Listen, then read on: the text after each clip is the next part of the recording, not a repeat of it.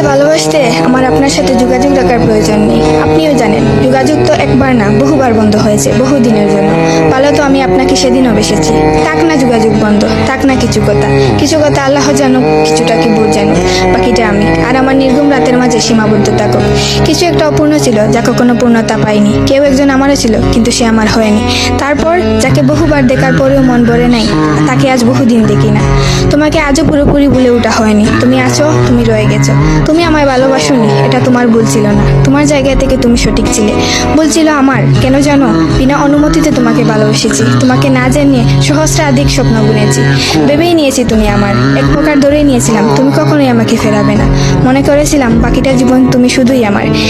এসব কিছুই বলছিল, সব কিছু বলছিল। আরো বলছিল কি জানো?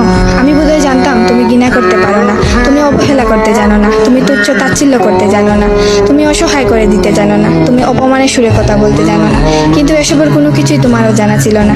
কিংবা কোনো কিছুই যে তুমি করতে পারো না তা কিন্তু নয়, সব কিছুই তুমি পারো।